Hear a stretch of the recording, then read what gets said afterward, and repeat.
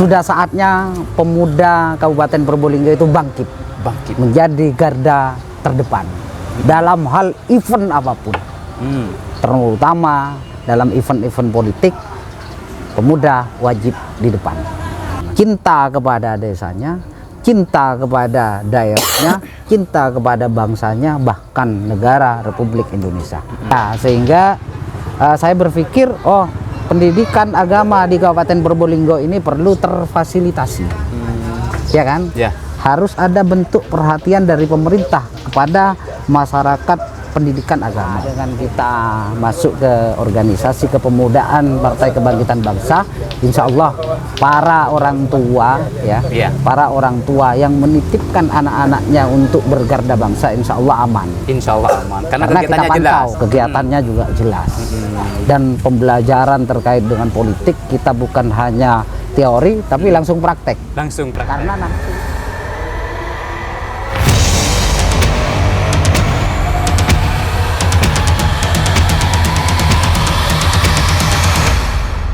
kita mulai.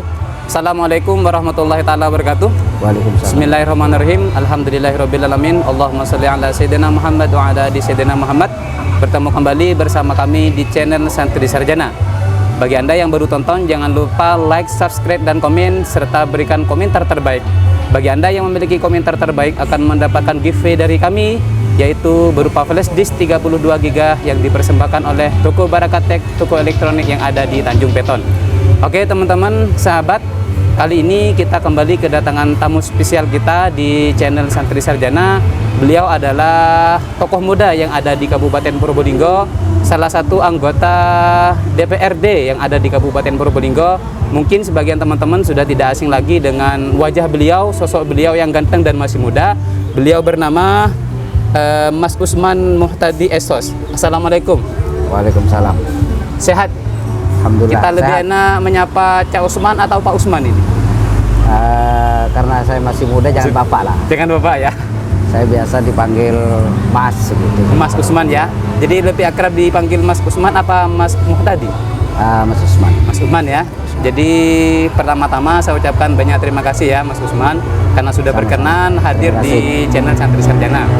Begini Mas Usman, dalam kesempatan kali ini kita akan menyajikan konten yang menginspirasi teman-teman pemuda di Kabupaten Probolinggo secara khusus, wabil umum seluruh masyarakat Indonesia. Nah, Cak Usman ini kan salah satu tokoh nih yang ada di Kabupaten Probolinggo, juga menjabat sebagai anggota DPRD di Kabupaten Probolinggo. Jadi kita ingin mengenal Mas Usman secara utuh. Nah, tentunya sebelum menjadi Mas Usman seperti sekarang ini, tidak simsalabim kan, ada proses yang dilalui. Pasti. Nah, kita ingin mengenal dulu prosesnya nih. Prosesnya begitu panjang. Panjang sekali. Kita ingin mengenal dulu nih Mas Usman semenjak waktu masih kecil, dari latar belakang keluarga dan pendidikan Mas Usman. Oh ya. Okay. Pertama tentunya pendidikan ya. Yeah. Dulu saya sekolahnya TK ya. Yeah. Dari TK saya sekolah di TK Miftahul Ulum. Miftahul Ulum. Ya, Desa Gedung Sari. Jadi saya dulu punya guru. Punya guru namanya Bu Siti Khadijah. Masih ingat ya? Masih ingat. Guru TK itu Mas Usman? Guru TK. Guru TK saya. Siapa namanya? Bu Siti Khadijah. Bu Siti Khadijah ya. Bu Siti Khadijah, beliau salah seorang guru yang karismatik. Kelihatan bahwa beliaunya itu penyayang. Memang guru TK itu kan ya harus begitu kan. Betul. Karena mendidik sebuah karakter anak itu kan tidak mudah. Jadi harus penuh dengan kasih sayang, dan lain sebagainya. Okay. Setelah itu saya menempuh pendidikan di Madrasah Ibtidaiyah Qoimatul Islam. Di mana itu Mas? Di Desa Pegalangan. Nah, di situ saya belajar dasar terkait dengan pendidikan agama. Yeah. Ya, ada pendidikan umumnya juga, namanya Madrasah Ibtidaiyah. Itu kan antara pendidikan agama dan pendidikan umumnya itu kan sama-sama ya, disajikan. Sama-sama jalan ya. Ya, kalau pendidikan agamanya ada fikih, ada akidah akhlak, terus kemudian juga ada Al-Quran hadis dan lain sebagainya. Nah, kemudian saya juga mondok waktu itu bersamaan dengan mondok. Di pesantren ya, Mas di Usman ya? pesantren Lubul Labib. Oh, Lubulab. Pesantren Lubul Labib Desa Kedung Sari. Kiai Ahmad Kusairi, guru saya. Lalu kemudian di situ saya juga menempuh pendidikan agama, termasuk juga ada kitab kuningnya kalau mondok itu. Memang di pondok saya itu salaf ya. Nggak salaf ya? Iya. Berarti salaf, pandai dong iya. bahasa Arab, Mas Usman ini. Ya kalau dulu ya. Sudah, Gitu. kalau sekarang lupa ingat. Lupa ingat. Ternyata Paling ingatnya kaifa haluk. Ternyata anggota dewan kita ini teman-teman ya alumni pesantren dan sudah sedikit banyak pernah juga belajar tentang ilmu kitab kuning dan bahasa Arab ya. Sambil saya waktu itu setelah itu saya sekolah di MTS Wali Songo. MTS ya. Wali Songo 1. Letaknya itu di Desa Kedung Sari, pinggir jalan itu sebelah timur jalan. Iya. Kalau dari arah Gending itu ke selatan Sasa. Nah di situ saya belajar. Waktu itu kepala sekolahnya Kiai Haji Hasim Hasan, almarhum. Allahumma firlah. Jadi beliau juga yang mengasah pikiran saya di pendidikan itu, juga mengasah saya. Jadi banyak hal yang sudah saya ambil, yang saya serap terkait dengan bagaimana cara kita hidup, bagaimana cara kita bersosial masyarakat. Terus kemudian yang tidak kalah penting itu tentang ilmu agama. Ilmu agama ya. Bagaimana berarti caranya? Mulai dini Mas Usman sudah hidup di lingkungan yang sangat kental Ya. dengan agama Islam ya. Kalau di pendidikan di luar non formal ya, Ya. di non formalnya saya pertama ngaji di musola, ada kiai namanya Kiai Haji Ishak. Kiai Ishak itu sekarang sudah almarhum. Juga ya Nah, Allah. dari situ juga saya juga menempa ilmu pendidikan agama, bagaimana caranya kita ngaji yang benar. Betul. Terkait dengan tajwid dan lain sebagainya. Terus kemudian sambil sekolah madrasah diniyah. Madrasah diniyah. Ya, madrasah diniyah. Jadi di samping sekolah madrasah ibtidaiyah pagi, siangnya ya, sorenya di madrasah diniyah, malamnya ngaji di musola. Betul. Sangat Ya. kental sekali ya agamanya Mas Usman ya, pendidikan agamanya ya. Ya masih dari kurang keluarga. sebenarnya. Namanya ilmu itu selalu kurang dan kurang. Kalau ya dirasakan sekarang sepertinya lebih banyak kurangnya daripada lebihnya. Ya. Padahal kita kira itu sudah sangat spesial sekali. Ya. Ternyata Mas Dewan kita ini teman-teman, hal yang perlu kita pelajari, kisah inspirasinya waktu kecil, yaitu tentang pendidikan agama. Satu, yang kedua, ternyata Mas Usman ini mulai dari guru TK sampai gurunya beliau di SD, di MI sama di musolanya ya, tetap beliau ingat sebagai wajib ya, itu. sebagai takdim ya, sama penghormatan terhadap guru-guru. Alhamdulillah sampai sekarang itu saya tidak pernah lupa mengirimin Al-Fatihah lah. Al-Fatihah untuk beliau-beliau ya. Mendoakan beliau-beliau baik guru maupun orang tua maupun almarhumah keluarga saya juga. Setelah itu di SLTA-nya saya menempuh pendidikan di SMK Negeri 1 Kraksan. Kalau dulu Semia ya. Semia ya. Lumayan jauh ya? Ya lumayan jauh. Lumayan jauh. Jadi dulu saya sekolah di SMK N1 Kraksan. Ambil jurusan apa Mas Usman? Saya jurusan akuntansi. Akuntansi ya? Akuntansi. Saya ambil jurusan akuntansi, kebetulan itu kan melalui tes. Ternyata hasil tesnya itu lebih banyak rekomendasinya ke akuntansi. Nah, jurusan yang paling rumit karena menghitung ya? hitung-hitungan dan yang dihitung itu adalah uangnya orang. Betul. Jadi setelah lulus, waktu itu kepala sekolahnya Pak Hasan Panti namanya. Masih ingat juga ya? Masih ingat. Wah, spesial sekali nih daya ingatnya Mas Usman ini ya. Ada Bu Wahyuni, ada Bu Umi, ada Bu siapa itu Bu Sri, ada panggilannya Bu Sri. Guru-guru di SMK Iya, 1 guru ya? di SMK 1 itu Pak Samsul itu guru SMK saya yang beringas. Beringas ya? Iya. Tapi dengan tinggi besar, pendidikannya yang bagus. sering berdebat. Oh, sering Saya kan suka debat ya, meskipun sama guru sering saya debat. Tapi bukan demo Ada ya, Mas Pak, Usman ya? bukan. Ada Pak Teguh, hafal saya masih. Ada Jadi Bu semoga para penonton Lucy. yang ada di SMK 1 Geraksan ya bisa Oh, iya. menyaksikan salah satu muridnya sampean semua sekarang sudah menjadi orang sukses di Kabupaten Probolinggo. Dan nama-nama gurunya tetap diingat semua sama Mas Masih Usman, ingat ya? semua, ada Pak Bisri, ada Pak Buhori, guru agama saya masih ingat Alhamdulillah. semua. Kalau wakil kepala sekolahnya dulu Pak Teguh. Pak Teguh ya. Iya. Masih Teguh, ingat ya. dengan wakil kepalanya? Masih ingat semua guru-guru itu. Jadi alhamdulillah berkat para guru-guru Iya. itulah mungkin barokahnya guru, Iya. doanya orang tua, sehingga saya diberikan apa ya sebuah keberkahan mungkin. Iya. Kemudian berkat teman-teman seperjuangan saya juga akhirnya saya diberi amanah menjadi anggota dewan. Di Kabupaten Probolinggo. Kalau Setelah- kuliahnya di ini, nah pindah-pindah saya Mas. Ya. Gimana maksudnya itu Mas Usman? Dulu saya waktu itu ya saya kan dari keluarga yang dibilang bukan tidak mampu ya, Ya. tapi pas-pasan. Standar lah ya. Sehingga dulu saya kepengennya kuliah karena saking kepengennya kuliah, Ya. saya dulu sambil bekerja di Jakarta. Mas Akhirnya Usman saya S1-nya kuliah. di mana? Saya kuliah di Jakarta di Tunas Patria. S1-nya itu. S1-nya tapi nggak sampai selesai. Kok merantau jauh dari Probolinggo? Ya sambil Probolinggo bekerja kan? itu Mas. Oh gitu. Karena Mas, saking kepengennya menempuh pendidikan, pengen jadi sarjana, akhirnya saya dulu sampai ke Jakarta sambil bekerja dan kemudian saya sambil kuliah. Manjada wajada ya? Iya, manjada Selama wajada. ada keinginan insya Allah bisa. Ya. Kemudian karena dulu saya kena PHK, sehingga berhenti Di tempat kerja kuliahnya. Di tempat kerja saya Berhenti? kerja di Bank Asia Pasifik waktu itu, di Bank Aspak di Kuningan ya. Ya. Di Kuningan Jakarta Selatan. Karena saya dipecat di Iya. PHK ya sudah berhenti juga. Berhenti dengan kuliahnya juga. Lalu kemudian saya pulang kampung, terus kemudian saya kuliah di mana? Di Pancamarga. Pancamarga Kabupaten Ya, Probolinggo. Pancamarga. Sekali lagi sambil bekerja. Tetap bekerja ya.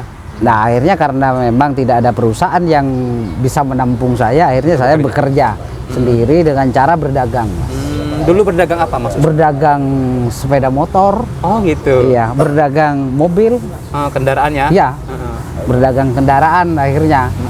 Dan Karena itu memang pun, SMK-nya akuntansi ya. iya, dan berdagang pun bukan punya dagangan sendiri, Ah. menjualkan punya orang. Oh, tak kira sudah Jadi punya banyak modal. dagangan, tapi ada di rumahnya orang, Oh. milik orang. Oh, Itu, istilahnya makelar. makelar ya. Kalau bahasa Perantara. kerennya di digital marketing itu afiliator ya. Ya. Menjualkan barangnya orang. Ya. Tapi kan punya potensi waktu itu menjadi pedagang. Ya, pertama saya ingin serap ilmunya. Bagaimana sih menjadi dagang itu? Bagaimana sih caranya menjual kendaraan itu? Baik itu kendaraan motor ataupun mobil. Lalu ya sekali lagi karena memang usaha ini saya rintis sendiri, berusaha sendiri Ya. dengan keterbatasan dan lain sebagainya, akhirnya kuliah itu nggak sampai selesai. Nggak selesai lagi. Sampai 5 berapa? semester, Hanya 5 semester. 5 semester saya berhenti. Heeh. Waktu itu ngambil jurusan apa Mas Usman? Waktu itu jurusan sama akuntansi juga. Akuntansi juga ya. Akuntansi juga. Alasannya berhenti kenapa? Alasannya ya karena keterbatasan dana. Keterbatasan ekonomi ya. Tapi Jurusan- 5 semester ini kan sudah paham tentang dunia kampus Iya. ya, dunia mahasiswa ya. Jadi saya di ekonomi. Nah terus kemudian kenapa saya bisa kuliah lagi? Nah setelah itu saya alhamdulillah diberikan apa ya? Diberikan kemampuan oleh Gusti Allah. Ya. Saya waktu itu diangkat oleh Pak Malik untuk jadi staf ahlinya, sehingga saya bisa kuliah lagi, luruskan kuliah lagi. Nah cuma waktu itu saya lulus S1-nya itu justru di UT Mas. UT. Ya, pendidikan guru SD. Itu karena tidak ada lagi apa gimana maksudnya? Ya setelah dari ini Kebetulan ada yang membiayai kakak saya, namanya Bu gitu. Rusdah, sampai selesai. Nah setelah dibiayai sampai selesai satunya. Cuma setelah saya diangkat menjadi stafnya Pak Malik, akhirnya saya kuliah lagi S1 Administrasi Negara di Setia Bayuangga. S1-nya. Jadi S1 saya punya 2 ijazah S1 itu.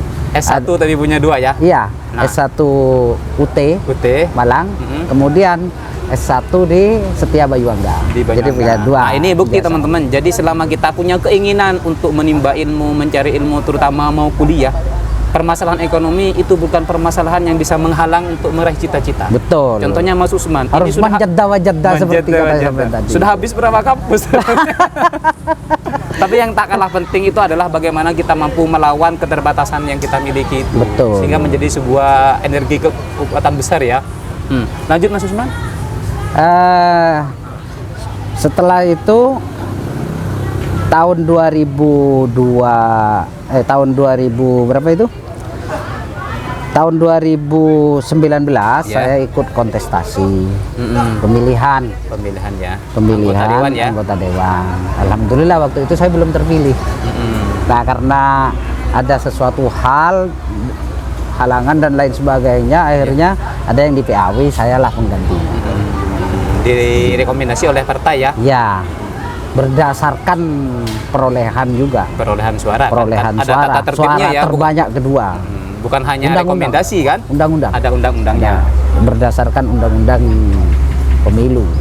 Ya. Suara terbanyak. Terima kasih Mas Usman. Tadi kita sudah mengenal banyak tentang sosok Mas Usman, wakil dewan kita yang ada di Kabupaten Purbolinggo. Ternyata hebatnya seperti beliau saat ini bukan simsalabim. Ada beberapa proses yang dilalui oleh Mas Usman sehingga Mas Usman ini menjadi superhero mungkin sekarang ya. Jadi Bukan gagal kuliah ya. biasa sebenarnya.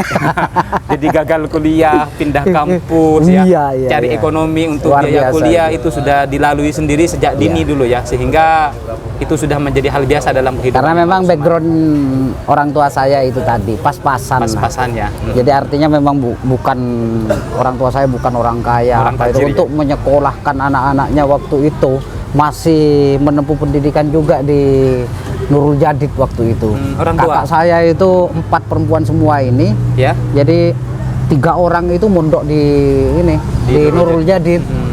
Jadi Mas Usman tidak mondok di Nurul Jadid. iya karena keterbatasan ekonomi ya, dari ekonomi. keluarga. Bapak saya itu PNS, tahulah. Ya. Dulu itu seperti apa gajinya seorang guru PNS itu untuk membiayai anak-anaknya ini. Empat ya, Ya, semuanya di sehingga pondok. saya mengalah. Mengalah meskipun ya mondoknya ya di Lubuk Labib akhirnya. Tapi tetap santri ya. Anggota dewan Alhamdulillah. kita ini adalah pakar kitab kuning dan santri. sangat santri. Terima kasih. Sebelum kita lanjut ke sesi berikutnya yaitu tentang profesi dan pengalaman beliau di masyarakat, kita tunggu setelah pesan-pesan berikut.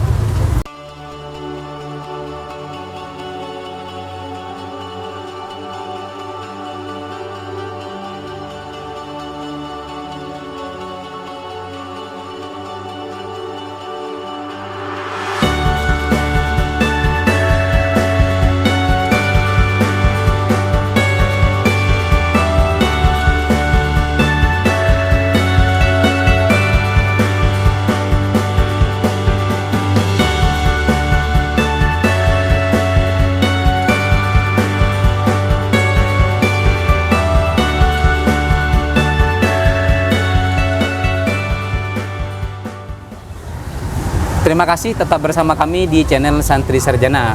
Jangan lupa like, komen, dan subscribe karena nanti bagi Anda yang memiliki komentar terbaik akan mendapatkan giveaway dari kami berupa flash disk 32 GB yang dipersembahkan oleh Toko Barakatek, toko elektronik yang ada di Tanjung Peton. Tetap bersama kami di kesempatan kali ini bersama Mas Usman, seorang anggota dewan yang ada di Kabupaten Purbolinggo, fraksi PKB ya Mas Usman ya. Kita akan mendengarkan menyimak kisah-kisah inspirasi yang bisa menginspirasi kita semua tentang pengalaman Mas Usman di profesi berpolitik sama sosial kemasyarakatan mungkin Mas Usman. Alasan apa yang mendorong Mas Usman untuk masuk ke dunia politik Mas Usman? Kalau saya simpel saja ya. Ya. Menurut saya dengan cara kita masuk dalam dunia politik, kita bisa berbuat sesuatu untuk masyarakat. Kita bisa memperjuangkan apa yang menjadi keinginan dari masyarakat. Hanya dengan cara berpolitik. Dan tentunya masuk di salah satu partai politik kan begitu. Betul. Caranya berpolitik ya memang harus masuk. Harus masuk ke partai politik. Iya. Betul. Sekali lagi kalau bisa ya politik praktis ya. Jadi sekaligus nyalek gitu kan, itu kan sudah harus langsung kan. Kalau komunikasi awal dulu waktu siswa atau sejak mahasiswa sudah pernah komunikasi dalam dunia politik, awal-awalnya gimana? Sudah. Saya sejak masuk di di jenjang pendidikan perkuliahan ya. Saya masuk di PMI. Pergerakan mahasiswa. Ya, pergerakan mahasiswa Islam Indonesia waktu itu di mana? Di UPM. Meskipun kuliahnya nggak sampai selesai. Betul. Terus di Setia Bayuangga ya juga aktif di... Ya meskipun saya tidak resmi ikut pengkaderan apa ini, cuma saya masuk di bagian PMI ya. Kok pas bisa komunikasi dengan Mas Malik atau di PKB, Mas Usman? Gimana ceritanya? Mesti ada alasan kan mengapa harus memilih Partai Kebangkitan Bangsa sebagai pilihannya Mas Usman? Ya pertama mungkin kesempatan ya. Saya punya kesempatan pertama dulu waktu tahun 2008 waktu itu. 2008 kebetulan Mas Malik itu paman saya. Oh, masih keluarga ya? Masih keluarga ya, paman saya. Waktu itu beliau juga awal nyalek di PKB, nyalek DPR RI waktu itu. Saya waktu itu ya membantu setiap hari menemani beliau, sekaligus saya sambil belajar bagaimana sih orang berpolitik itu, bagaimana sih caranya berkampanye, bagaimana sih menghadapi masyarakat, bagaimana sih kita berkomunikasi yang baik itu dengan masyarakat. Jadi saya banyak belajar sama beliau. Belajar di lapangan ya? Malik Haramain, di lapangan seperti apa. Jadi saya banyak belajar kepada beliau, termasuk masuk di PKB itu akhirnya dengan saya menemani beliau, akhirnya saya kenal dengan pengurus PKB dengan ini, akhirnya saya masuklah di bagian Partai Kebangkitan Bangsa. Dan hari ini saya dipercaya untuk menjadi Ketua DKC Garda Bangsa Kabupaten Probolinggo. Ya, untuk menemani para pemuda Kabupaten Probolinggo. Bisa dijelaskan secara umum tentang Garda Bangsa itu, Mas Usman? Apa itu, Mas? Garda Bangsa ini adalah sayap ya. Banomnya Partai Kebangkitan Bangsa. Memang khusus didirikan oleh Partai Kebangkitan Bangsa untuk mewadahi tempat berkumpulnya para pemuda. Untuk pertama belajar politik, yang kedua di kader bagaimana menjadi pengurus PKB yang sudah terlatih dan tahu apa sih sebenarnya politik. Jadi intinya Garda Bangsa itu tempat belajarnya anak-anak muda dan mengarahkan bagaimana caranya kita hidup, bagaimana caranya kita bergaul, dan pergaulannya itu kan lebih jelas. Kalau teman-teman pemuda ini berorganisasi ini lebih jelas kan. Dengan siapa dia bergaul, dengan siapa dia ngobrol, apa yang didiskusikan, itu kan lebih jelas kan. Daripada anak-anak muda yang tidak berorganisasi, tidak punya kegiatan, terus kemudian mohon maaf, sekarang itu kan zamannya mungkin ya. Gadget ya. Sudah banyak yang namanya pergaulan bebas. Akhirnya ada obat-obatan dan sebagainya. Naudzubillah min dzalik ya.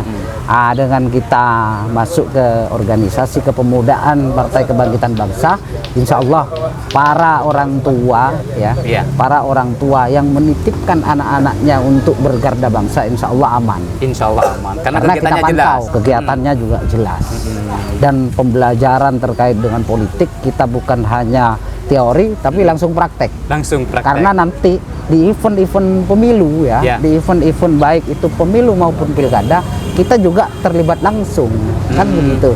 Artinya kita menyiapkan para pemuda ini untuk belajar politik bukan hanya sekedar berteori saja, tapi berpraktek dan bahkan menjadi orang lapangan.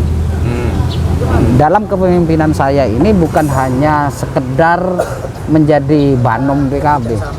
Saya inginnya teman-teman pemuda ini menjadi garda terdepan dalam membesarkan Partai Kebangkitan Bangsa itu sendiri. Kira-kira langkah apa yang sudah dilakukan Mas Usman guna membesarkan garda bangsa di Kabupaten Probolinggo? Kalau langkah-langkah saya itu jelas ya. Pertama, saya membenahi terkait dengan kepengurusan. Pengurus di tingkat kecamatan namanya DKAR, Dewan Koordinasi Anak DKAC ya. Dewan Koordinasi Anak Cabang. Nah, itu saya membenahi kepengurusan itu, bahkan ada yang masih membentuk karena sebelumnya masih belum terbentuk. Karena saya ingin banyak pemuda yang terlibat, sehingga saya ingin menjadikan porsi DKAC itu besar, sehingga makanya isinya per kecamatan, pengurus kecamatan itu 25 orang. 25 orang anak muda per kecamatan. Nah, kalau misalkan sekabupaten selesai semua, rekrut semua pengurus DKAC sudah 600 anak muda lebih yang ada gitu, di Kabupaten Probolinggo, kader terdepannya Partai PKB. Ya, bahkan sekarang saya mulai membentuk kepengurusan di tiap-tiap desa. Ranting ya? DKAR namanya. DKAR. Dewan Koordinasi Anak Ranting Garda Bangsa. Nah, isinya itu saya merekrut 10 pemuda per desa. Minimal ya? Minimal 10 orang per desa. Saya ingin agar supaya ini segera terbentuk, dan alhamdulillah kita sudah mengantongi hampir 50%. 50% dari 325 desa dan 5 kelurahan itu sudah 50%. 50%. Kalau itu terbentuk semua, berarti ada pemuda yang sekitar 3.000-an lebih. Pemuda yang masuk di keluarga besar Garda Bangsa Kabupaten Probolinggo ini. Yang siap memenangkan PKB. Oh, siap. Memenangkan event-event PKB, baik dalam rangka memilih wakil rakyat kita baik di DPRD Kabupaten Probolinggo, DPRD provinsi maupun DPR RI. Yang tidak kalah penting nanti di pilpresnya. Kalau di pilpresnya kita harga mati. Kalau ketua umum kita Gus Muhaimin Iskandar nyalon presiden, yakin saya kita harus menjadi garda terdepan, dan Probolinggo siap memenangkan Gus Muhaimin, memenangkan suaranya terbanyak ya. Iya, harus wajib ya. Kira-kira langkah untuk ke sana untuk Gus Muhaimin RI 1 dari Cak Usman sebagai kader PKB, sebagai ketua Garda Kabupaten Probolinggo apa? Untuk hari ini kita masih menunggu.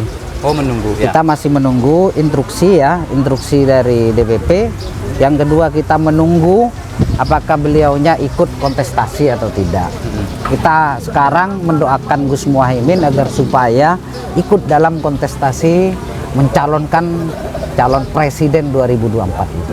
Saya yakin insya Allah beliau ikut. Nah, kira-kira kalau gagasannya Mas Usman sebagai kader PKB, kenapa Gus Muhaimin harus maju sebagai wajib? Jadi menurut saya wajib. Secara potensi lah beliau gimana mungkin Mas Usman ini? Beliau ini Gus Muhaimin perjuangannya terhadap bangsa ini jelas, Mas. Pertama, yang saya tahu adanya undang-undang pesantren itu ada tangannya beliau juga. Sehingga ada undang-undang pesantren. Undang-undang yang bisa bermanfaat besar. Namanya undang-undang itu sekali lagi, namanya undang-undang itu bukan hanya sekedar mengatur, akan tetapi eksistensi pendidikan di pondok-pondok pesantren itu diakui oleh negara. Itu yang tidak kalah penting. Yang kedua, dengan adanya undang-undang pondok pesantren, bentuk perhatian dari negara terkait dengan pendanaan alokasi anggaran di situ ada. untuk pesantren. Bukan hanya sekedar mengatur, sekali lagi ada alokasi anggaran dari APBN yang digelontorkan kepada pondok-pondok pesantren se-Indonesia. Se-Indonesia. Sekali lagi se-Indonesia kalau undang-undang, Betul. ya kan? Karena Beda dengan berlaku. perda. Jadi memang jelas perjuangannya Gus Muhaimin ini sangat jelas sekali.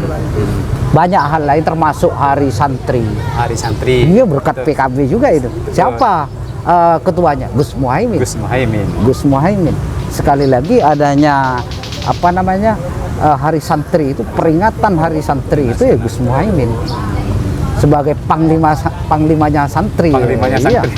yang Ya. minta kepada Pak Jokowi agar supaya negara ini harus mengapresiasi adanya santri se-Indonesia. Se-Indonesia. Dan jelas kan santri dulu juga ikut dalam memperjuangkan merebut kemerdekaan negara Republik Indonesia. Ini jelas kan.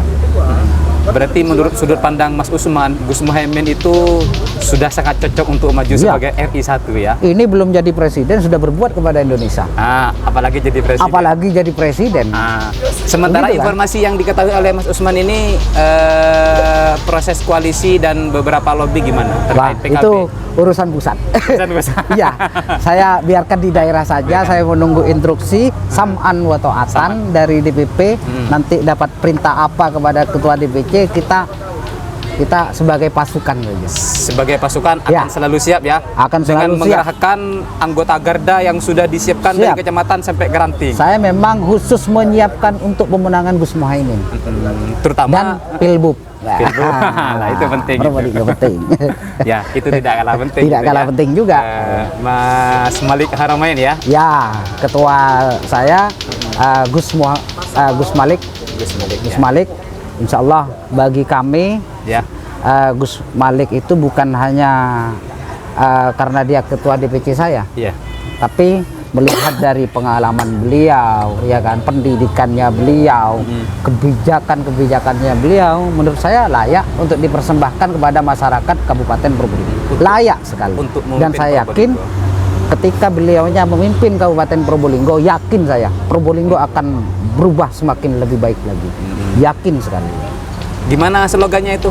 MMC? Mas Malik cocok. Cocok ya. Tapi perlu diketahui oleh teman-teman ya, jadi channel Santri Sarjana itu tidak terpaku terhadap satu partai. Beberapa kesempatan yang lalu kita sudah pernah bincang santai dan podcast juga bersama salah satu kader partai Gerindra, terus ada juga Demokrat gitu. Jadi sebetulnya channel ini adalah channel netral, tapi kesempatan Ya. kita bertemu dengan kader terbaik kita yang ada di PKB, kita maklum lah, enggak apa-apa ya. Ya. Namanya Jadi- juga kader yang loyalitasnya tinggi terhadap Ya partai. memang harus lah. Harus ya. Di mana-mana namanya kader, Mas. Ya. Apalagi kader Partai Kebangkitan Bangsa. Ya. Setiap kali dia berbicara, Ya, dia harus menyuarakan PKB. menyuarakan Iya kan? PKB. Dan tujuan-tujuan atau cita-cita apa saja yang akan dilakukan oleh PKB itu. Nah, kalau Jadi boleh tahu nih harus. Mas Usman, kepada para calon kader Partai PKB misalnya dan beberapa anggota baru Garda Bangsa baik di kecamatan dan desa, kenapa harus PKB? Ya memang jelas. Ya, PKB kita terus terang kan Probolinggo ini adalah warga Nahdien Serdang Nahdien ya. dan itu jelas. Pada tahun 98 itu didirikanlah PKB Partai Kebangkitan dan Bangsa. ini PKB jelas dilahirkan oleh Nahdlatul Ulama. Betul Ulama. Sebagai Jadi, wadah sama para halnya Nahdien. menurut saya ya, Ya, nggak menurut apa-apa, saya ya. kita itu ber-PKB sama halnya dengan menjaga Nahdlatul Ulama, Menjaga. menjadi pelayannya para kiai dan ulama. Jadi memang salah satu misinya PKB adalah menjaga akidah Islam ala ahlus sunnah wal jamaah. Bukan hanya berpolitik praktis ya. Bukan.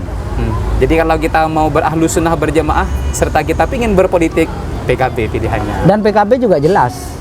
Apa sih landasan dan dasar dari PKB, asasnya PKB itu seperti apa, tujuannya PKB itu seperti apa? Adalah tasarruful imam ala ro'iyah manutun bil maslahah. Jadi semua kader-kader PKB yang terpilih atau didudukan dalam sebuah jabatan, Ya. dia wajib ya. Jadi bunyinya itu wajib. Wajib. Menghadirkan yang namanya kemaslahatan. Kemaslahatan. Jadi harus bermanfaat kepada masyarakat dan apa saja tugas-tugasnya yang dihasilkan oleh kader Partai Kebangkitan Bangsa itu seperti DPR itu harus punya nilai manfaat. Makanya ngomong Perda Madin boleh ya? Ya, monggo. Nah, sebelum lanjut ini Mas Usman ya, kita jeda dulu setelah pesan-pesan berikut.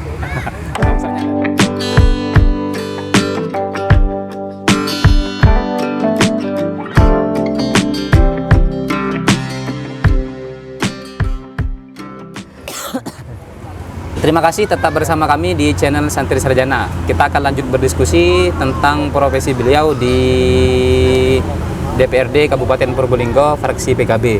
Tadi beliau sudah bercerita, menyampaikan kisah-kisah beliau, insya Allah akan memberikan inspirasi kepada kita sebagai kaum muda, dan terutama bagi teman-teman yang belum punya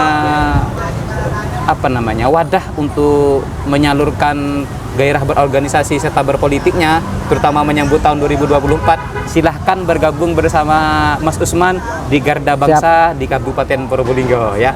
Kita tetap welcome ya, terutama bagi para pemilih pemula ini Mas Usman ya. Itu untuk masyarakat Kabupaten Probolinggo, siapapun mau masuk Garda Bangsa menjadi bagian dari keluarga besar Garda Bangsa, saya mempersilahkan anak-anak muda dari lapisan manapun. Dari lapisan manapun. Iya. Bahkan non muslim pun boleh masuk di Garda Bangsa, boleh. Karena kita adalah Bhinneka Tunggal Ika. Bhinneka Tunggal Ika, dan misi kita adalah tasarruful imam ala ru'yah manutun bil maslahah. Selama bisa memberikan kemanfaatan kepada masyarakat, titel pribadi, agama, profesi apapun, boleh tetap bergabung bersama Garda Bangsa untuk kemenangan PKB. PKB itu adalah partai yang agamis dan nasionalis. Ya. Jadi ada dua, bukan hanya agamis tapi nasionalis. Lengkap ya? Lengkap. Mantap sekali. Kalau partai yang lain seperti PDI misalkan dia nasionalis saja. Tapi kalau PKB agamis dan nasionalis. Jadi menerima dari semua kalangan juga. Walaupun agama non muslim ya? Boleh. Tidak ada masalah ya? Boleh. Terima kasih Mas Usman. Sekarang kita akan berdiskusi tentang tupoksi dan tugasnya Mas Usman ini di Kabupaten Probolinggo sebagai apa? Bisa diceritakan? Di DPRD ya? Ya, di DPRD Kabupaten Probolinggo. Jadi saya sebelum itu saya ingin bercerita dulu. Ya. Saya masuk ke lembaga DPRD Kabupaten Probolinggo ini masih baru, Mas. Ya. Waktu itu saya dilantik bulan Juli tahun 2022. Artinya masih seumur jagung lah. Seumur jagung ya. Masih seumur jagung. Pertengahan ya, pertengahan. Dan ini adalah pengalaman pertama menjadi anggota DPR ini. Nah, sebelum saya menjalankan tugas-tugas di DPRD, tentunya karena saya masih pendatang baru. Ya. Terus kemudian saya masih junior, tentunya saya perlu banyak belajar. Nah, akhirnya saya belajar bagaimana menjadi anggota DPR yang ada manfaatnya itu. Ada manfaat. Kemudian saya belajar sama ketua saya juga, sama Pak Malik Haromain. Saya minta arahan, beliau sebagai ketua DPC yang mengarahkan bagaimana menjadi DPR itu tugasnya apa ya dari partai itu sendiri kan. Nah, kemudian lalu saya mau berbuat apa. Jadi saya banyak belajar dari beliau. Yang kedua, saya banyak berkoordinasi dengan para tokoh-tokoh masyarakat. Kira-kira saya jadi DPR ini apa yang harus saya perjuangkan, apa yang harus saya suarakan, apa yang harus saya bahas, harus bagaimana saya. Jadi dari cara duduk, dari cara bicara, bahkan bersosial masyarakat, saya banyak belajar akhirnya. Saya minta terutama kepada para kiai, Habib Muhammad, saya datangin. Saya harus bagaimana jadi DPR ini, karena saya masih pemula, masih junior, butuh banyak nasihat dan masukan. Terlebih anggota dewan kita adalah seorang santri. Ya, makanya karena memang saya berpikir waktu itu, karena memang di Probolinggo itu adalah, kalau saya boleh menyebut, adalah daerah santri. Betul. Ya kan, karena memang banyak pesantren-pesantren dan masyarakatnya, penduduknya memang kebanyakan santri, ya kan. Betul. Jadi hampir 50% lebih masyarakat kita adalah masyarakat yang pernah mondok, yang pernah menjalani pendidikan agama di pesantren ya. Ya, sehingga saya berpikir, oh pendidikan agama di Kabupaten Probolinggo ini perlu terfasilitasi, ya kan? Ya. Harus ada bentuk perhatian dari pemerintah kepada masyarakat pendidikan agama.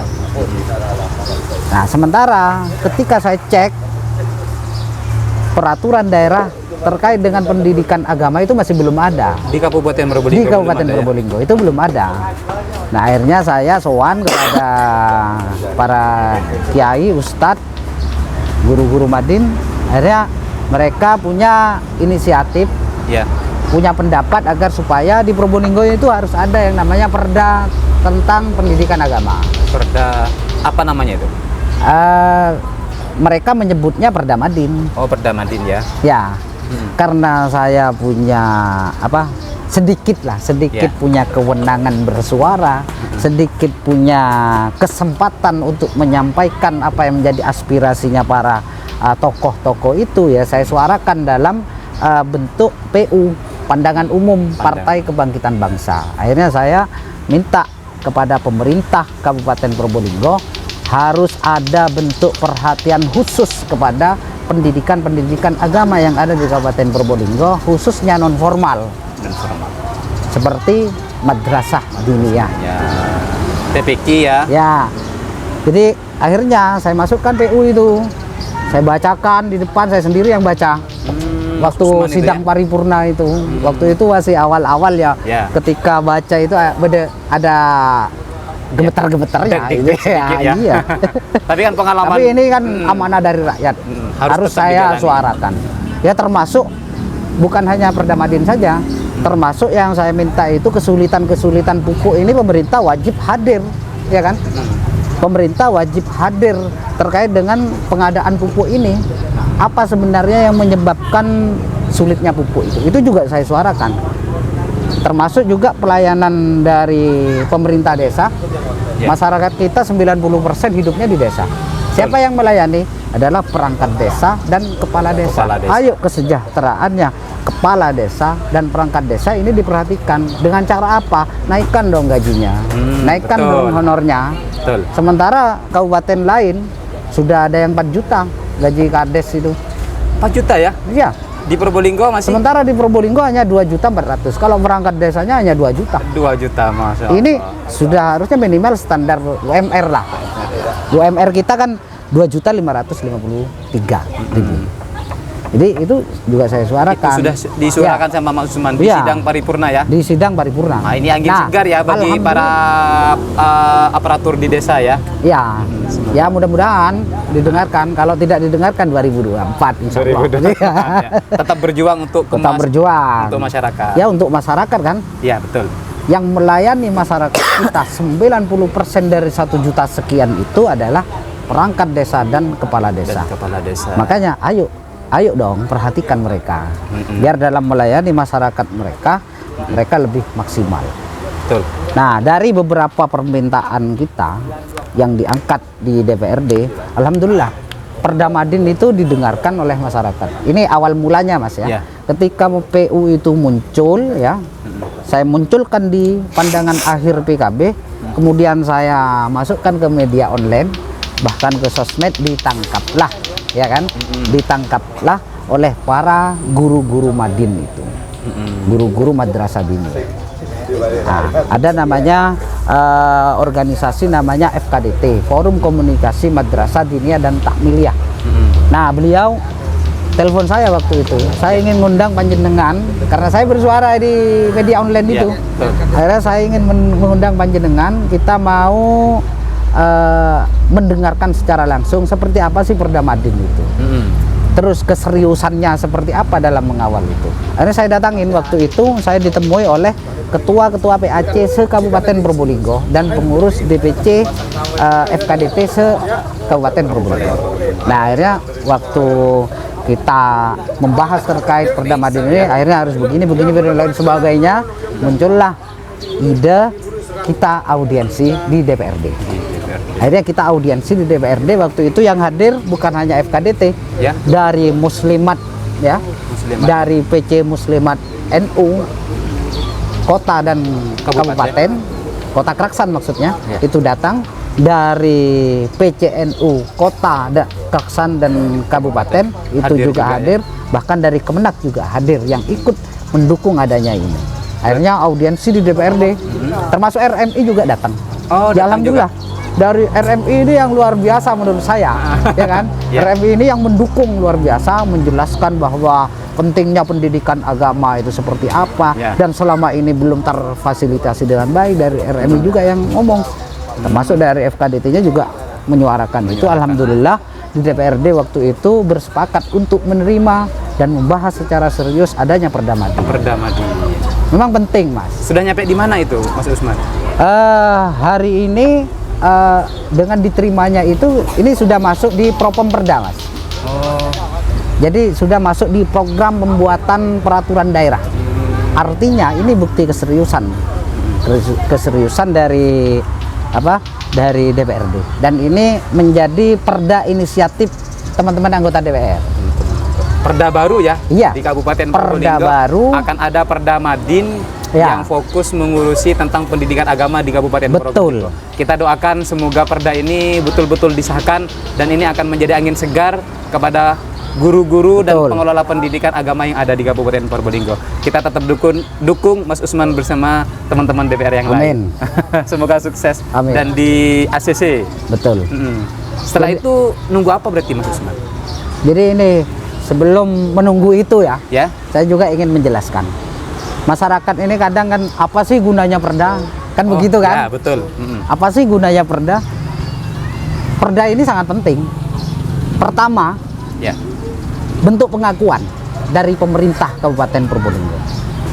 Setidaknya pemerintah ini dengan adanya Perda Madin mengakui ya terhadap eksistensi pendidikan agama itu. Seperti Madrasah Diniyah TPQ.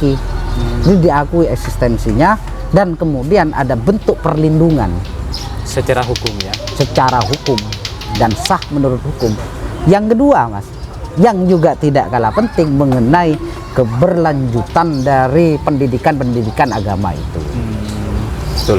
Dengan mengalokasikan anggarannya baik fisik maupun non fisik. Betul. Yang ketiga, Mas, dengan adanya Perda Diniyah itu tadi, guru Madin itu bisa dapat honor. Kalau tidak salah 300.000 per bulan. Lumayan ya. Lumayan. Terus yang kedua, siswanya juga dapat apa ya, kayak bos Bos lah ya kalau itu. di sekolah ya. Iya. Buatan Ini operasional ya. bosda namanya. Biaya operasional daerah. Nah, itu jumlahnya saya kurang begitu detail ya. Kalau tidak salah apa 15.000 atau 25.000 per siswa. Lumayan buat operasionalnya sekolah diniyah. Kita tahulah Ya. seperti apa Madrasah Diniyah ini, perjuangannya para ustadz, para guru, para kiai dalam rangka membangun karakter generasi kita itu. Tentunya karakter yang berakhlakul karimah, mempunyai pengetahuan tentang agama. Jadi ini sangat penting sekali. Bukan hanya nominalnya seharusnya yang dilihat, tapi perjuangan sama manfaatnya ya Mas Usman ya. Manfaatnya. Betul. Jadi Madin ini sudah jelas sumbangsihnya kepada pemerintah Kabupaten Probolinggo itu sudah jelas sekali, karena membangun dan mencetak generasi kita ini. Bagaimana nasibnya daerah kita itu kalau dipimpin oleh para pemangku jabatan yang tidak mempunyai pengetahuan tentang agama, tidak tahu tentang cara halal dan haram, tidak tahu caranya, yang saya lakukan ini buruk atau baik, manfaat apa enggak gitu ini ya. siapa yang berperan? Para kiai, ustadz, dan guru-guru Madin itu. Makanya pemerintah wajib hadir dan memperhatikan ini, sehingga saya berikhtiar, berjuang bagaimana perda ini benar-benar harus terwujud dan disahkan. Bismillah. Bismillah, insya Allah. Karena ini sudah masuk propam perda dan bahkan prioritas, Mas. Jadi prioritas Menjadi ya? prioritas. Oh, alhamdulillah. Menjadi prioritas, artinya ini keren sekali. Insya Allah. DPR-nya di periode ini menurut saya keren sekali, ngerti seperti apa sih pentingnya pendidikan agama. Bahkan kemarin waktu kita audiensi dengan FKDT, begitu saking dari pentingnya perda ini, sehingga inisiatif dari teman-teman DPRD ini dalam perda ini kita tidak sebutkan perda Madin. Ya. Karena kita ini ingin memberikan pintu juga kepada TPQ, guru ngaji juga, Guru ngajinya. ya termasuk marbot masjid itu biar ada pintu masuknya juga di perda itu. Kita di perda ini bisa mengcover semua pihak tentunya dengan hal-hal yang berkaitan dengan pendidikan agama. Pendidikan agama. Itu menunggu keputusannya bulan berapa itu? Menunggu sesi apa lagi? Ini sudah pembahasan, Mas. Sudah pembahasan Kita ya? mau pembahasan. Makanya kemarin FKDT itu dalam rangka menyerahkan draft yang mereka susun untuk dimasukkan juga. Menurut saya ini bagus ini. Ya. Untuk dimasukkan dalam isi dari pasal-pasal Perda Madin itu. Ini menurut saya bagus. Jadi FKDT itu menurut saya bukan hanya sekedar meminta, tapi memberikan usul-usul. Karena kualitas dari perda itu sebenarnya ya yang paling berkualitas itu memang dari usulan dari bawah. Usulan dari bawah. Iya, usulan dari bawah karena akan sesuai dengan kebutuhan dari pemakainya. Pemakainya siapa? Ya madrasah diniyah, TPQ dan kiai-kiai musola itu. Betul-betul dari rakyat ya. Iya. Betul-betul yang dibutuhkan rakyat. Betul.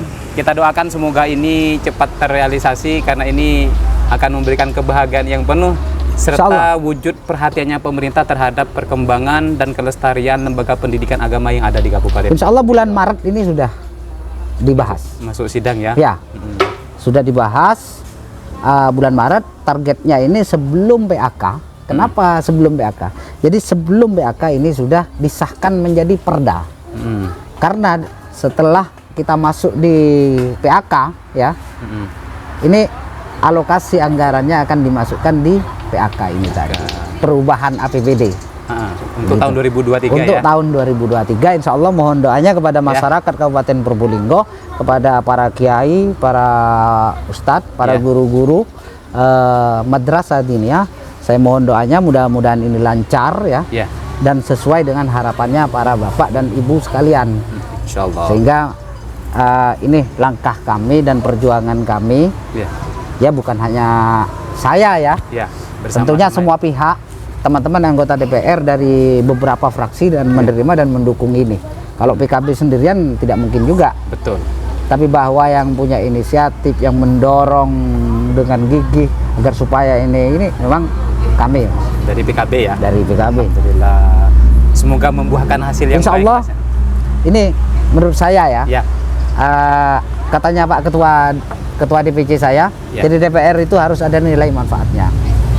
Jadi DPR itu harus bunyi, harus menyuarakan apa yang menjadi kepentingan dari masyarakat. Terus kemudian kalau ada permasalahan ya harus bisa memecahkan masalah itu. Itulah harus itulah kalau jadi DPR. Jangan diem aja. Jadi harus ngomong aja. Jangan rapat saja ya. Iya. Jangan studi banding saja gitu.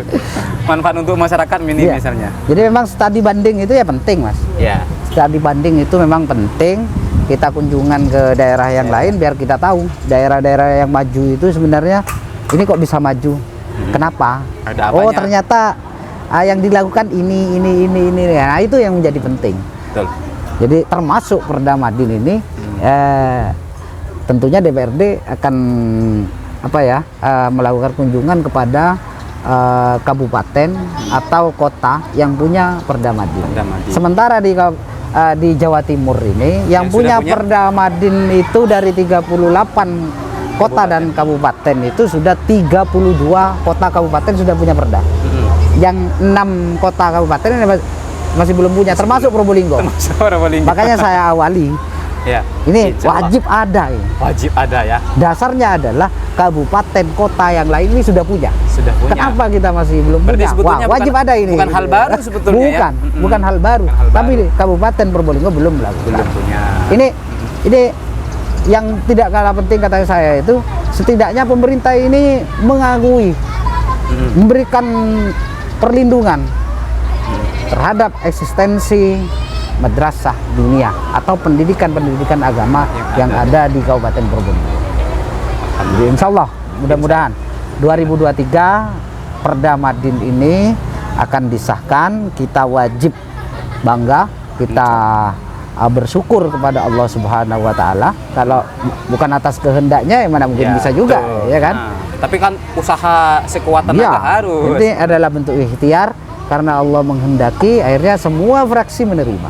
Semua fraksi menerima ya? Semua fraksi menerima dan mendukung ini. Berarti insya Allah tinggal berapa persen lagi? Wah, insya Allah 90% lah. 90% sudah. Sudah oke ya, insya Allah ya. Tinggal membahas anggarannya berapa, itu yang masih belum. Anggarannya akan digelontorkan berapa, terus siapa saja, apakah Madin saja dulu, atau KTPK juga sudah bisa di cover, atau guru ngaji juga bisa di cover. Ya termasuk ada Nahdlatul Ulama juga, ada Muhammadiyah juga yang harus di cover oleh pemerintah. Betul. Jadi lembaga-lembaga keagamaan itu wajib di cover oleh pemerintah. Nah, pintu masuknya ini ayo masukkan di Perda di pendidikan dinia. Perda pendidikan dinia. Jadi insya Allah bisa masuk. Jadi seperti kiai, seperti kiai dia diundang ke salah satu acara misalkan. Apa yang terjadi di situ adalah pendidikan agama kepada masyarakat. Iya. Pendidikan ini kan bukan hanya yang formal sekolah, Di duduk di kampus, bangku di kampus atau di madrasah, bukan itu aja kan. Para kiai-kiai itu juga melakukan memberikan pendidikan kepada masyarakat dalam membangun karakter yang seperti apa sih yang bagus, karakter ya kan? religius masyarakat yang religius tentunya kan. Nah itu juga siapa yang melakukan itu? Ya kiai-kiai Nahdlatul Ulama. Betul. Makanya pemerintah juga menurut saya wajib mendukung atas kinerjanya para kiai-kiai Nahdlatul Ulama. Kita doakan. Ya, semoga mudah-mudahan. kabul. Mudah-mudahan. Terima kasih Mas Usman sudah panjang lebar bercerita dan menyampaikan gagasan terutama tentang akan dimunculkannya serta insya Allah akan disahkannya Perda Madin yang menjadi gawe besar anggota dewan yang ada di Kabupaten Probolinggo. Semoga ini bisa segera terrealisasi. Amin, amin, amin. Allahumma amin. Sebelum kita akhiri, Mas Usman, ada mungkin hal-hal atau pesan-pesan kepada masyarakat dan penonton channel Santri Sarjana ini, terutama kaum muda milenial hari ini menyambut tahun 2024, tahun politik, Mas Usman. Ya, gimana? Kalau saya lebih cenderung kepada pemuda. Oh ya, betul. Lebih cenderung kepada pemuda. Karena Mas Usman ini juga masih muda, sangat energik sekali. Sudah saatnya pemuda Kabupaten Probolinggo itu bangkit menjadi garda terdepan dalam hal event apapun, terutama dalam event-event politik. Pemuda wajib di depan. Pemuda wajib di depan. Wajib di depan. Karena generasi ini adalah penentu masa depan bangsa. Ya. Jadi sudah saatnya pemuda Probolinggo ini bangkit, berpikir tentang hubbul waton minal iman. Hubbul waton minal iman. Harus ada hubbul waton minal iman, itu harus ada. Katanya Mbah Hasim itu hubbul waton minal iman. Cinta kepada desanya, cinta kepada daerahnya, cinta kepada bangsanya, bahkan negara Republik Indonesia. Jadi harus dimunculkan. Dengan rasa cinta inilah kemudian kita sadar. Betul. Sadar terhadap organisasi, betapa pentingnya kita berorganisasi karena di situ tempat berkumpul para pemuda, tentunya para pemuda yang berpikirnya ke depan terkait dengan masa depan bangsa ini, termasuk ayo bergarda bangsa. Ayo bergarda bangsa. Itu yang paling penting, Mas. Paling penting sekali. Karena insya Allah di sini akan memberikan kebaikan yang jelas ya. Jelas. Terima kasih, sudah sangat menginspirasi sekali gagasan serta opininya Mas Usman. Semoga apa yang dicita-citakan beliau bersama seluruh anggota DPRD Kabupaten Probolinggo bisa segera di-ACC dan menjadi perda yang itu sangat sekali bermanfaat untuk masyarakat Kabupaten Probolinggo.